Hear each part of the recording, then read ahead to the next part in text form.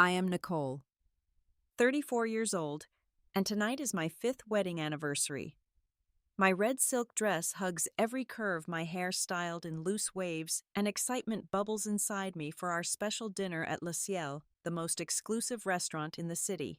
James has been acting strange lately, distant, but I'm hoping tonight will reconnect us. As I walk into the restaurant, I scan for my husband at our usual table, but he's not there.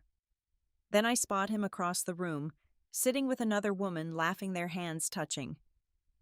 Let me know where you're watching from and hit subscribe if you want to see how I handle finding my husband with another woman on our anniversary night. I met James Harrington at a charity gala 6 years ago. The ballroom sparkled with crystal chandeliers, women in designer gowns, men in tailored suits. But the moment I saw him, everyone else faded into the background.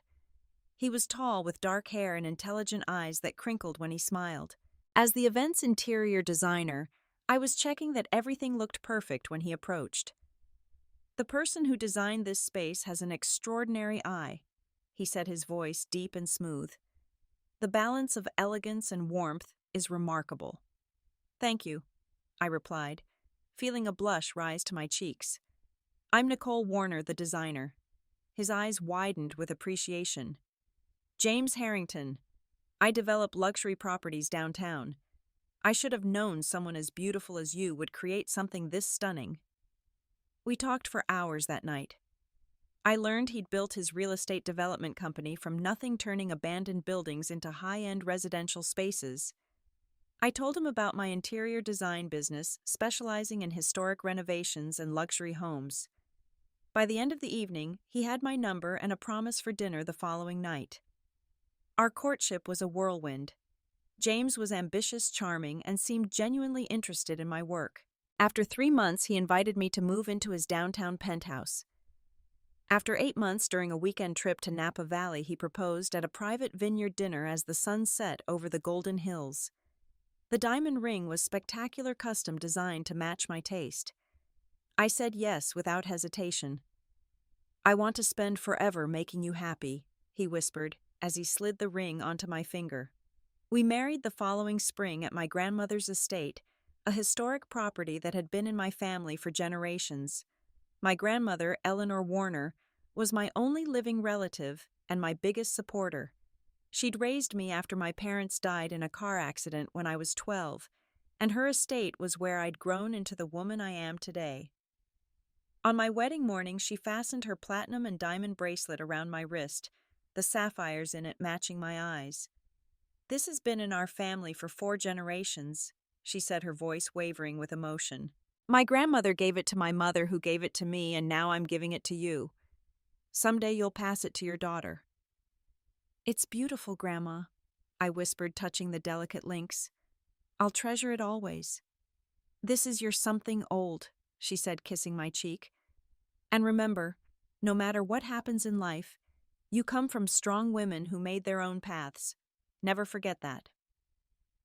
The wedding was everything I'd dreamed of. 200 guests, flowers everywhere, a custom gown, and James looking at me like I was the only woman in the world as I walked down the aisle. We honeymooned in Italy for 3 weeks, exploring ancient cities and staying in luxury hotels. Life felt perfect. The first 2 years of our marriage were blissful. We traveled extensively. James's business flourished and my design firm attracted high-profile clients. We bought land and built our dream home, a modern mansion with sweeping views of the city. We talked about starting a family soon once a few big projects were completed. During our 3rd year of marriage, my grandmother passed away peacefully in her sleep. I was devastated. She'd been my rock, my confidant, and my biggest cheerleader. The only comfort was that James was by my side through the funeral and the difficult weeks that followed. When the will was read, I learned that my grandmother had left me everything: the estate, her investments, and family heirlooms, including more jewelry that complemented the bracelet she'd given me on my wedding day.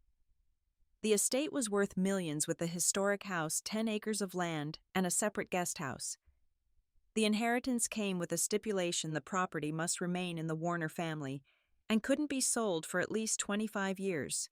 After the grief began to subside, James suggested we renovate the estate and move in.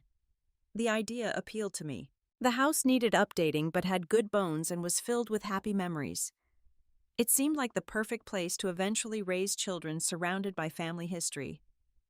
"We'll honor your grandmother by bringing new life to the place she loved," James said as we walked through the grand rooms with their high ceilings and original woodwork.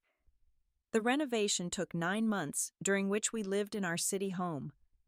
I poured my heart into the design, preserving historical elements, while modernizing the kitchen bathrooms and infrastructure. When we finally moved in, it felt both familiar and new, a perfect blend of past and future. Our 4th anniversary fell during this time, and James surprised me with a trip to Paris. In a small jewelry shop near Place Vendôme, he bought me a necklace with a pendant that perfectly matched my grandmother's bracelet. "To complement your most treasured possession," he said as he fastened it around my neck. "Now you have a set." I remember thinking how lucky I was to have a husband who paid attention to the details, who understood what mattered to me. I had no idea that this thoughtfulness was merely a performance, or that within a year everything would change. The first hint that something wasn't right came about 6 months after we moved into the estate. James started working late, more frequently coming home after I'd gone to bed. His phone became an extension of his hand, and he'd step out of rooms to take calls, returning with vague explanations about work emergencies. "The Charleston development is at a critical stage," he'd say, loosening his tie as he poured himself a whiskey. "The investors are demanding daily updates." I believed him because I wanted to, because not believing him meant facing a truth I wasn't ready to acknowledge. Then Amanda Lewis joined James's company as the new marketing director. Tall blonde with perfect makeup and designer clothes, she had an MBA from Wharton and had previously worked for a competitor. James mentioned hiring her casually over dinner one night. "She's brilliant," he said, twirling pasta around his fork. "Her ideas for repositioning the brand are exactly what we need to attract the right clientele." A month after Amanda started, James hosted a dinner party for his executive team and their spouses. It was the first time I met her. She air-kissed my cheeks and complimented the house, but something about the way she looked at James set off alarm bells in my head. Throughout dinner, I noticed their inside jokes, the way they finished each other's sentences, how his eyes lingered on her just a moment too long. Later that night, I mentioned my discomfort to James as we got ready for bed. "You and Amanda seem very close already," I said, trying to keep my tone light. James laughed. "She's a colleague, Nicole. We spend a lot of time together on projects. Any connection you're seeing is purely professional respect." "If you say so," I replied, unconvinced. "Don't tell me you're jealous," he said, wrapping his arms around me from behind as I removed my makeup. "You have nothing to worry about. You're my wife, my love. Amanda is just good at her job." I wanted to believe him. I nodded and smiled, but the seed of doubt had been planted. 2 weeks later, while doing laundry, I found a receipt in James's suit jacket pocket from La Petite Maison, an intimate French restaurant downtown. The lunch for two had cost over $300, with 2 glasses of champagne and a shared dessert. When I asked James about it, he had an explanation ready. "I was meeting with potential investors from Chicago," he said smoothly. "They're considering a $5 million stake in the riverfront project." "You didn't mention this lunch," I said, studying his face. "Didn't I?" It must have slipped my mind. "It was just business, Nicole." I nodded and dropped the subject, but something felt off. James had always shared details of his business dealings with me, often asking my opinion on design elements for his properties. Now he was becoming secretive, offering only vague information when pressed. As weeks passed, our intimate life began to wane. James claimed stress and exhaustion, rarely initiating physical contact. When I tried to seduce him wearing new lingerie or planning romantic evenings, he'd participate half-heartedly or find excuses to work late. The rejection stung, chipping away at my self-confidence. I tried everything to reignite our relationship. I cooked his favorite meals, planned surprise date nights, suggested weekend getaways. James would seem appreciative, but remained emotionally distant. The warm, attentive man I'd married was disappearing before my eyes. During this time, my lawyer called about finalizing some details of my grandmother's trust. In reviewing the documents, I discovered something I hadn't realized: the trust had a marriage clause. If James and I divorced, he would have no claim to the estate or any of the family assets I'd inherited. Everything would remain exclusively mine. At the time, I thought nothing of it. Divorce wasn't on my horizon. I loved my husband and believed we'd work through whatever rough patch we were experiencing. How naive I was then. How trusting. I had no idea that the clause my grandmother had insisted upon would become my salvation. The evidence of James's betrayal mounted slowly like poisonous ivy climbing a wall. Each new discovery wrapped another tendril around my heart, squeezing tighter. One morning while putting away James's dry cleaning, I found a hotel key card in his wallet from the Langham, a luxury hotel downtown. We hadn't stayed there together. When I confronted him, he claimed it was from a business conference 3 months ago and he'd forgotten to throw it away.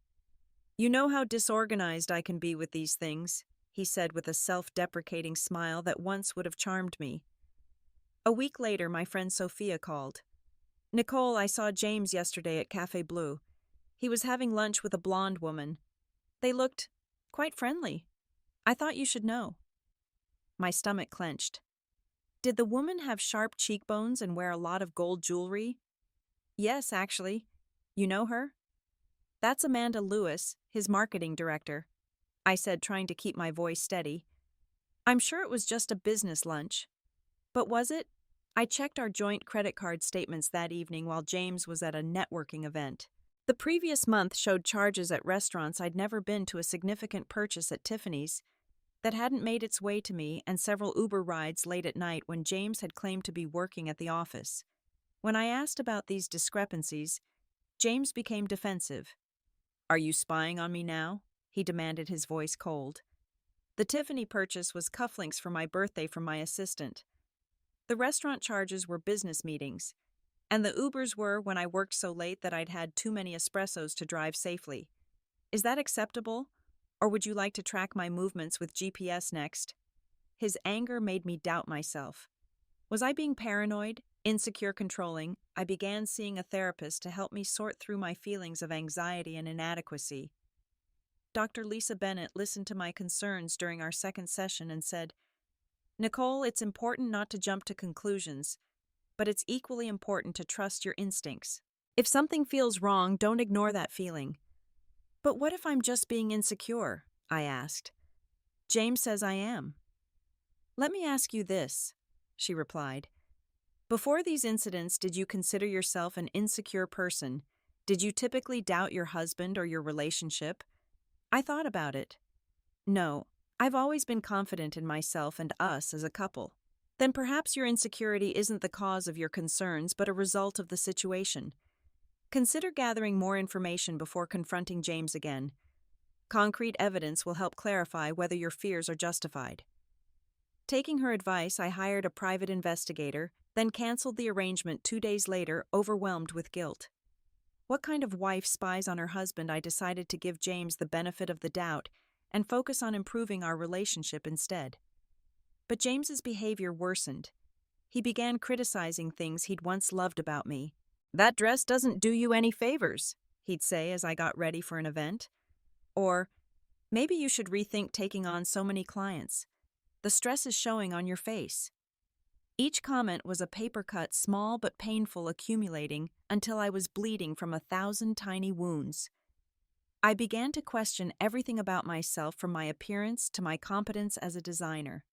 The confident woman James had married was vanishing, replaced by someone who constantly sought his approval. One night while James was showering, his phone buzzed on the nightstand. Normally I would never look, but something compelled me. The message preview showed a text from A with a red heart emoji. "Can't wait for tomorrow. Same place." My blood ran cold.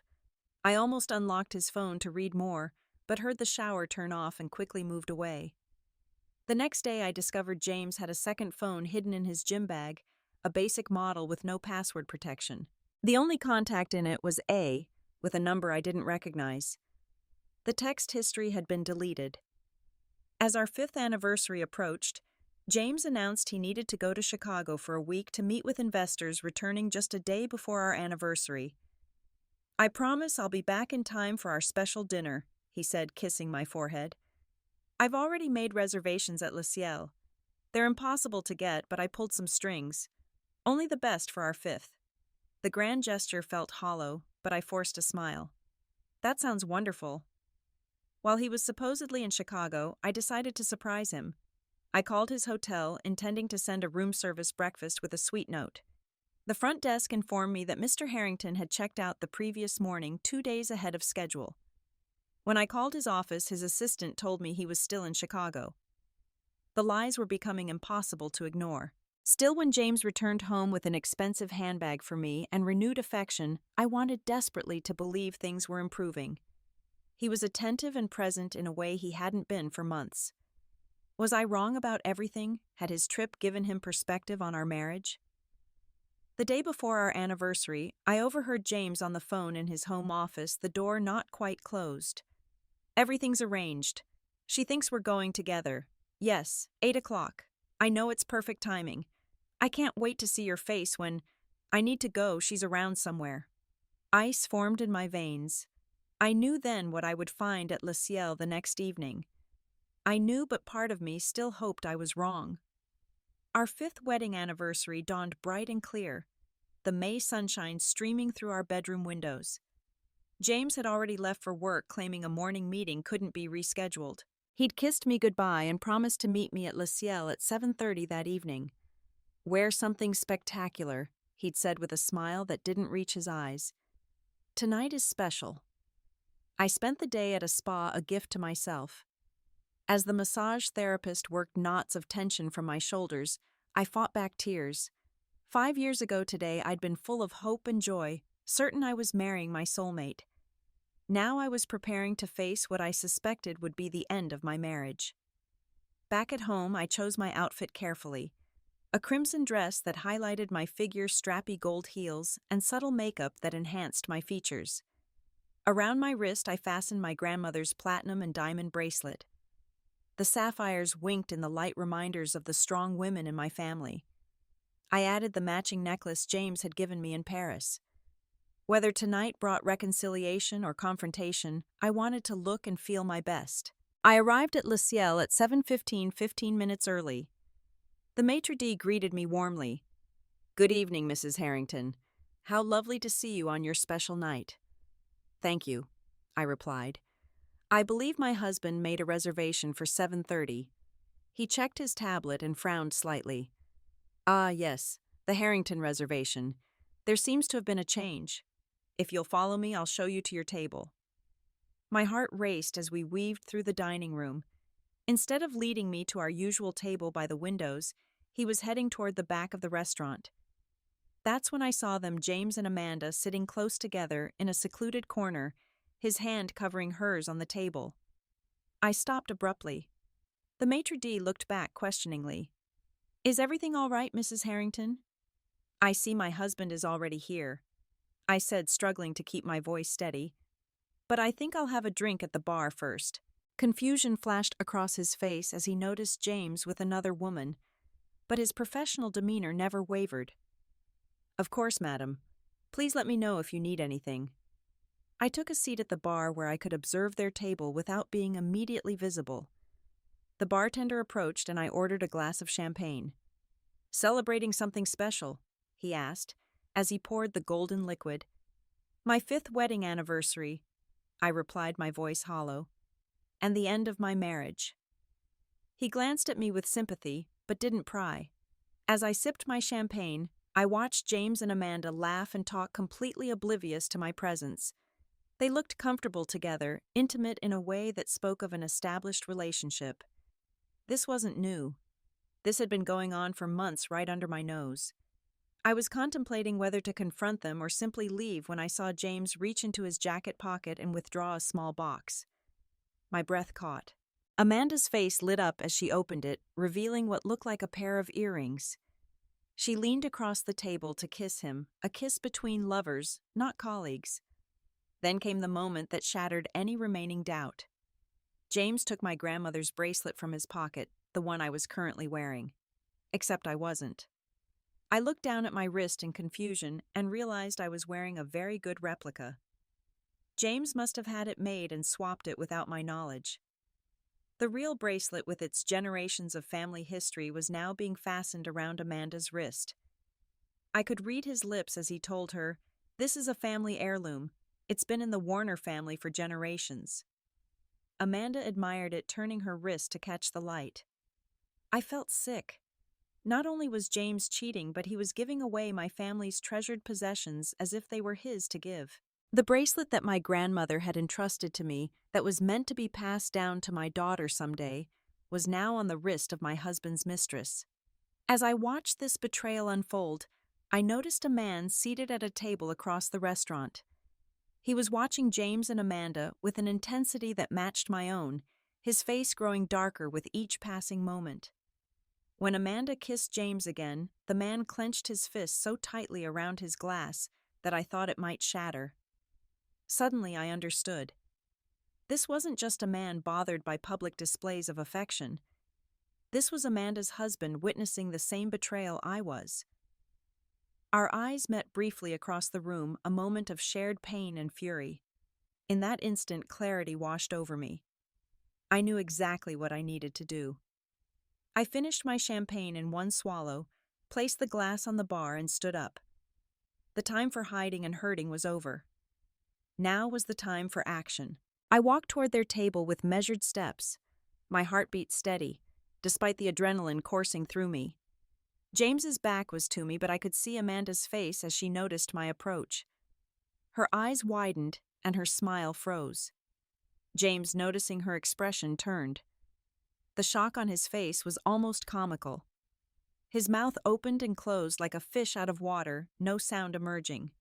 For a moment, the three of us were suspended in tableau, the sounds of the restaurant fading to background noise. "Nicole," James finally managed, half rising from his seat. "What are you doing here?" I smiled the calm before the storm. "It's our anniversary, James. You made reservations, remember? Though I see you've decided to celebrate with different company."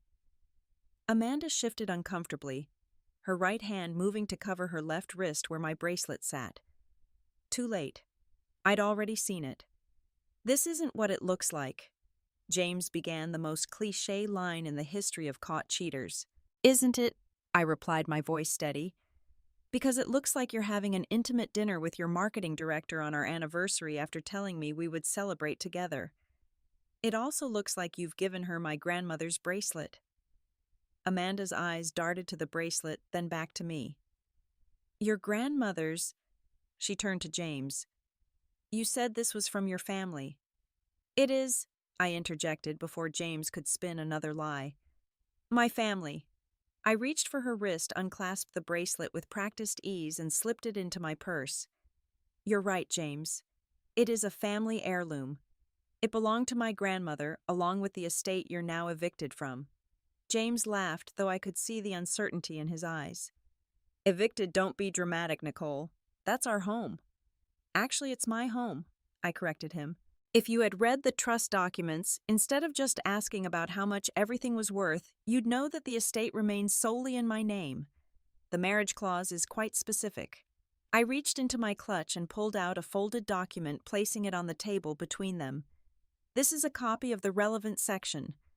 My lawyer will be serving you with formal eviction papers tomorrow, but I thought you should know that the locks have already been changed." James's face reddened with anger. "You can't do this. I'm your husband. I have rights. Rights to cheat, to lie, to steal family heirlooms and give them to your mistress." I kept my voice low but firm. "I don't think so." Amanda started gathering her things. "I should go. This is between you two." "Actually, Amanda," I said, "I think your husband might want you to stay." Her face went white. "My husband—" I nodded toward the man who was now approaching our table, security guards flanking him. "That is your husband, isn't it? Mark Lewis? He seems quite interested in your dinner companion." Mark reached the table, his expression thunderous. "So this is your marketing conference in Boston?" he asked Amanda. "Interesting location change." James stood up, trying to take control of the situation. Look, there's clearly been a misunderstanding. Amanda and I work together, and this is a business dinner. Nicole is confused. Mark cut him off. Save it. I've been watching you for the past hour. No business dinner I've ever attended involved that much touching and kissing. The security guard stepped forward. Sir, we've had complaints about a disturbance, one said to James. We need to ask you to leave the premises. James looked around wildly, realizing he was losing control of the situation. This is ridiculous. Do you know who I am? I'm James Harrington. I bring clients here all the time. The maitre d' appeared at my elbow. Mrs.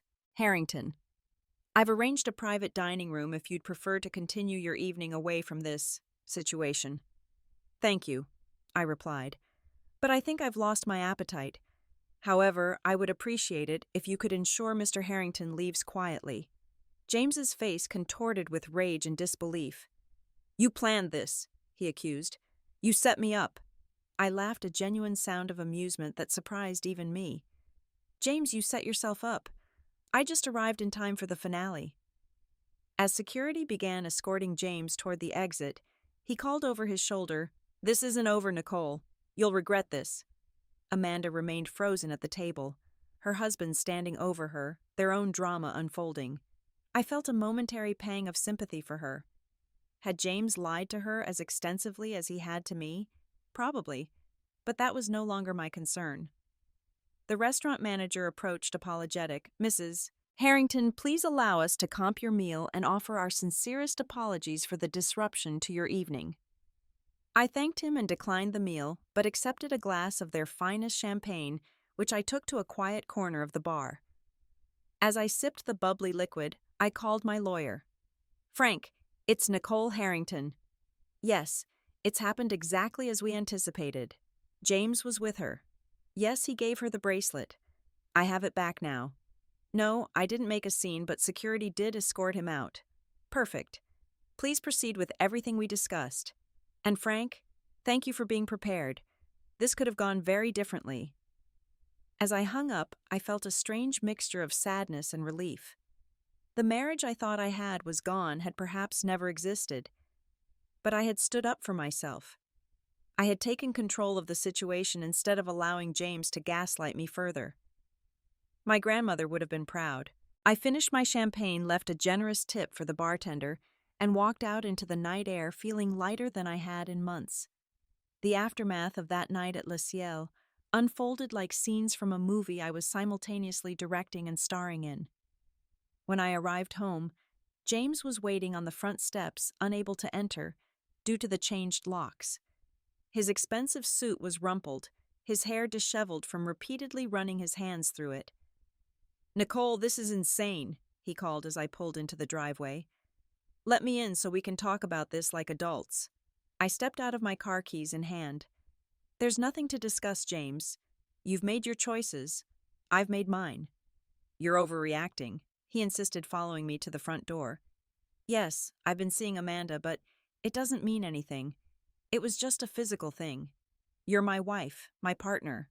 I turned to face him, incredulous. Just a physical thing? Is that supposed to make me feel better? You've been lying to me for months, James. You gave her my family's bracelet. You were planning to leave me, I heard you on the phone. His expression shifted, denial replaced by calculation. Okay, yes, I've been confused. Amanda made me feel things, but seeing you tonight, how beautiful you looked, how confidently you handled everything, it reminded me of why I fell in love with you. We can work through this.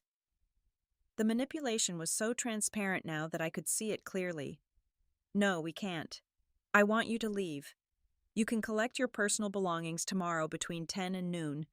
My lawyer will be present, as will a security guard. This is my house, too, he shouted, his charm evaporating. No, it isn't, I replied calmly. And if you don't leave now, I'll call the police and report you for trespassing. To emphasize my point, I pulled out my phone. James's eyes narrowed. You'll regret this, he threatened. I helped build your design business. I introduced you to half your clients. I can destroy your reputation. And I have evidence of your affair and financial improprieties, I countered. Would you like to see whose reputation suffers more? Now leave or I'm calling the police." After a tense moment, he turned and stalked to his car. As he drove away, I finally entered my home, my sanctuary, and allowed myself to cry for the first time that evening. Not for the loss of James, but for the years I'd invested in a relationship built on lies. The following morning, I called a locksmith to install a security system and contacted a private security firm to patrol the property for the next week. At 10 sharp, James arrived with Amanda in tow, an obvious attempt to upset me. My lawyer, Frank Wilson, and a security guard met them in the driveway. "Mrs. Lewis is not authorized to enter the premises," Frank informed them. "She's helping me carry things," James argued. "The security guard can assist you," Frank replied without emotion. "Or you can make multiple trips to your car. Those are your options." Amanda waited in the car while James, supervised by Frank and the guard, collected his clothes, personal items, and some electronics. He tried to take artwork and furniture, claiming they were joint purchases, but Frank had a detailed inventory of what belonged to the estate. "This grandfather clock has been in Mrs. Harrington's family for generations," Frank said when James attempted to claim it. "As documented here with photographs dating back 50 years. James left with far less than he'd hoped, for his face a mask of barely controlled rage. As his car disappeared down the driveway, Frank turned to me. "Phase 1 complete," he said. "Now we prepare for the legal battle." And what a battle it was. 3 days later, I was served with divorce papers wherein James claimed entitlement to half of everything, including the estate. His filing alleged that he had contributed significantly to the property's value through the renovations which constituted sweat equity. Frank had anticipated this move. "We have documentation showing that all renovation costs came from your personal accounts, not joint funds," he assured me. "And the trust's marriage clause is ironclad. Your grandmother had excellent lawyers." What I hadn't anticipated was James's willingness to play dirty. He froze our joint accounts, forcing me to rely on my separate finances. He contacted my clients, claiming I was having a mental breakdown and couldn't be trusted to complete projects. He even tried to spread rumors in our social circle that I had been the unfaithful one. Fortunately, I had evidence and allies.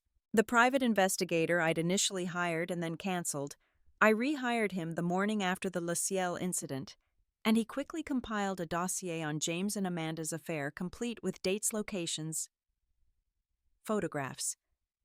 More disturbing was what a forensic accountant discovered: James had been siphoning money from our joint business investments into separate accounts for over a year.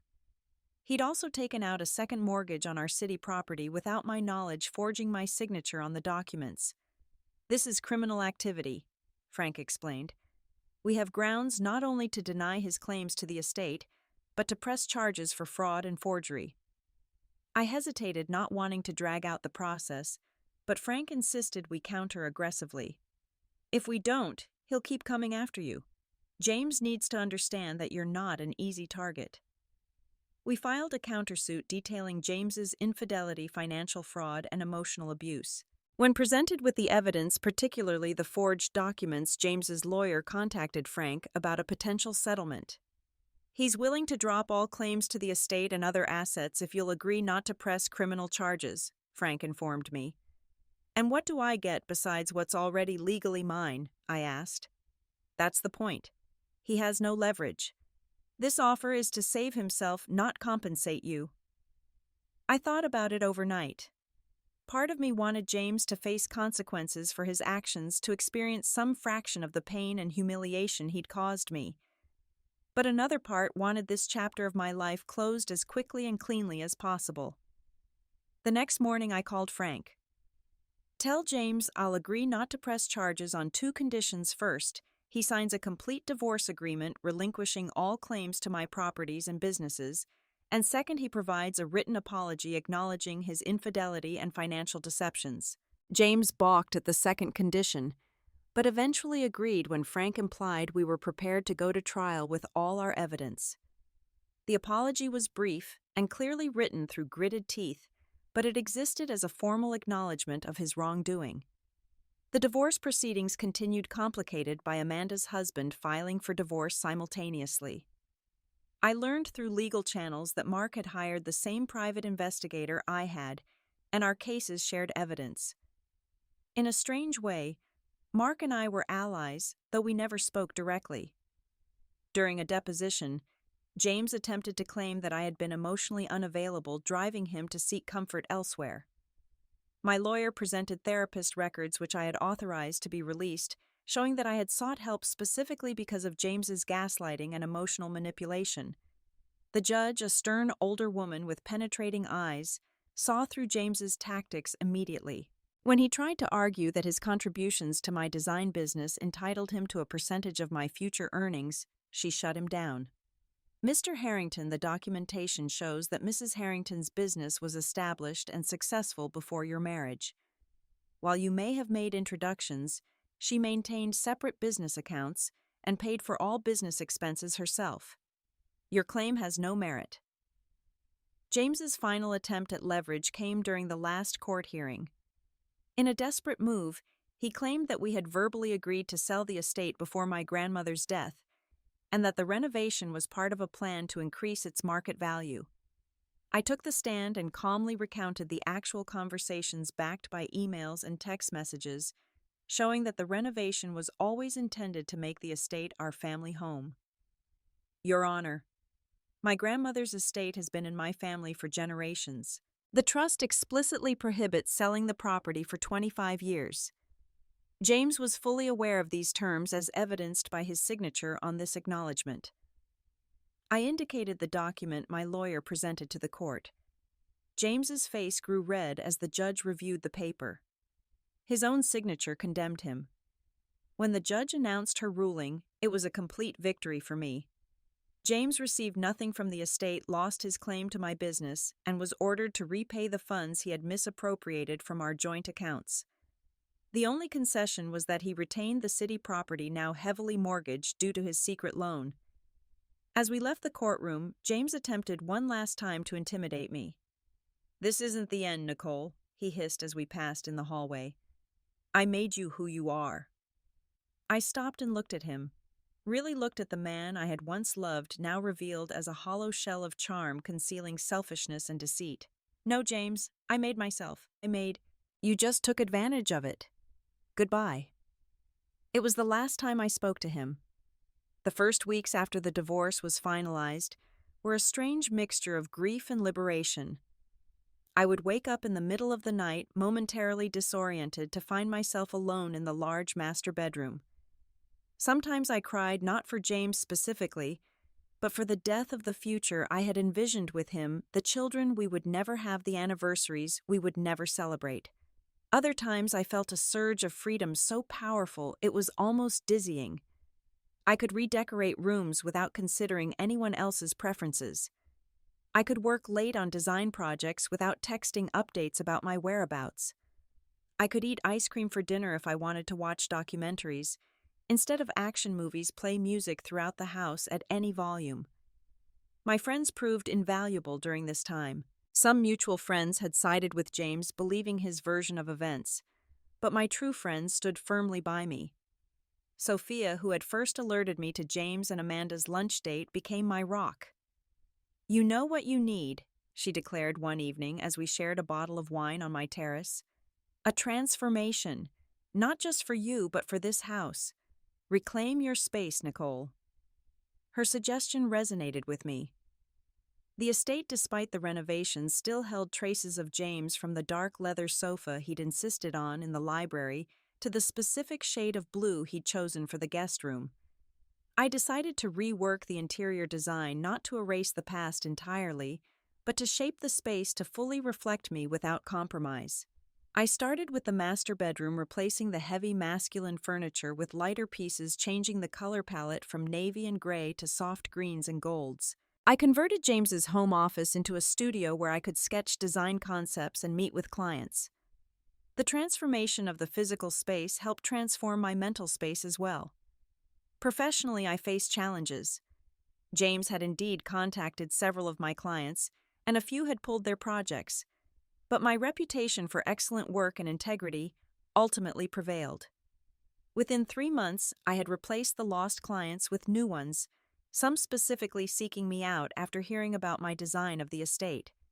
"Your home is the best advertisement for your work," one new client told me during our initial consultation. "It's elegant without being stuffy modern while respecting historical elements." That's exactly what I want for my Victorian renovation. During this period of rebuilding, I reconnected with my passion for historic preservation. My grandmother had been involved with the Historical Society, and I found myself drawn to continuing her work. I established a foundation in her name, dedicated to preserving historic properties and helping women escaping abusive relationships secure safe housing. The Eleanor Warner Foundation will combine my grandmother's two great loves, I explained at the launch event: protecting architectural history and supporting women in crisis. The foundation became a healing project channeling my pain into purpose. I worked with domestic violence experts to develop programs that addressed both immediate safety needs and long-term housing stability. Each woman we helped felt like a tribute to my grandmother and a small victory over the emotional abuse I had endured. 6 months after the divorce, I received a surprising email from Amanda Lewis. She asked to meet for coffee, saying she had something important to discuss. Curiosity overcame my initial reluctance, and I agreed to meet at a neutral cafe downtown. Amanda looked different from the polished marketing executive I'd seen at Le Ciel. Her hair was shorter, her makeup minimal, her designer clothes replaced by jeans and a simple blouse. "Thank you for meeting me," she said as we settled at a corner table with our coffees. "I owe you an apology." "You do?" I agreed, not making it easier for her. She took a deep breath. "James told me he was separated when we started seeing each other. He said you were living together for appearances while finalizing the divorce. Later, when I discovered that was a lie, he claimed you had an arrangement that your marriage was effectively over. And you believed him." "I wanted to," she admitted. "He was charming, attentive, made me feel special." By the time I realized the extent of his lies, I was emotionally invested. I'm not proud of continuing the relationship once I knew the truth. "What about the bracelet?" I asked. "Did you know it was stolen?" She shook her head. "He said it was from his grandmother, a family piece he wanted me to have as a symbol of our future together. I had no idea it was yours. I'm truly sorry, Nicole." Looking at her, I saw not a homewrecker, but another victim of James's manipulations.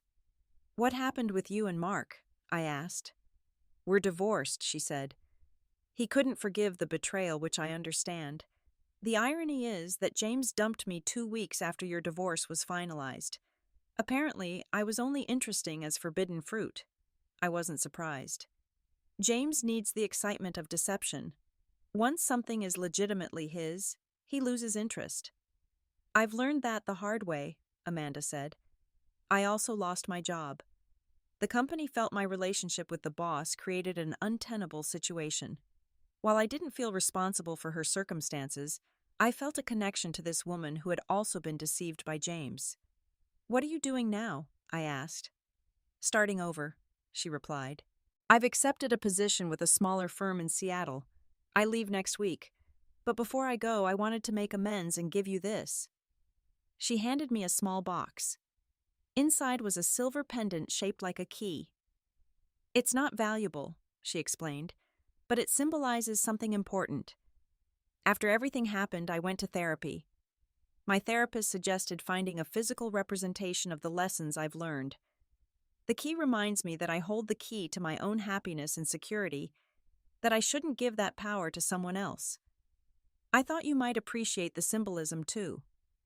The gesture touched me unexpectedly. "Thank you, Amanda.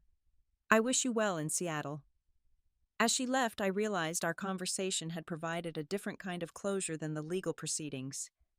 It reinforced what my therapist had been helping me see: the red flags I had ignored, the excuses I had accepted, the way I had allowed James to make me doubt myself.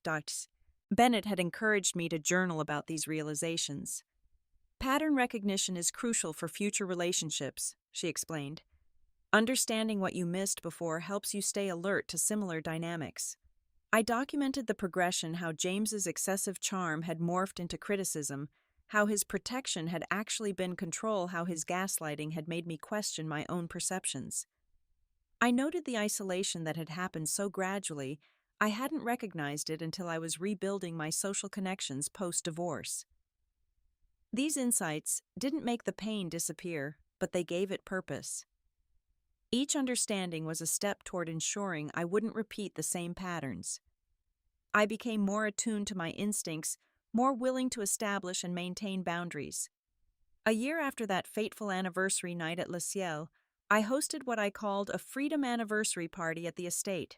I invited friends, family members, and colleagues who had supported me through the difficult year. For the occasion, I worked with a jeweler to redesign my grandmother's bracelet. The diamonds and sapphires were reset into a new piece that maintained the legacy while creating something uniquely mine. The transformation of the jewelry mirrored my own evolution, honoring my history while embracing a new identity. During the party, Sophia raised a toast. To Nicole, who taught us all about resilience, grace under pressure, and the power of standing up for yourself. May your next chapter be filled with all the joy you deserve. As glasses clinked and conversations flowed around me, I felt genuine happiness for the first time in longer than I could remember. The path forward was uncertain but full of possibility. I was dating casually, focusing on friendship and compatibility, rather than rushing into another relationship. My business was thriving, the foundation was making a difference, and the estate had truly become my sanctuary. Most importantly, I had reclaimed myself. The confidence James had chipped away at had not only returned but strengthened. I knew my worth now in a way I hadn't before understood my boundaries and recognized that love should elevate, not diminish. That night, as the last guest departed and I walked through my beautifully restored home, I thought of my grandmother. "You were right, Grandma," I said aloud to the empty room. "I come from strong women who make their own paths. Thank you for protecting me, even when I didn't know I needed protection." The bracelet on my wrist, reborn into its new design, caught the light as I raised my glass in a final private toast.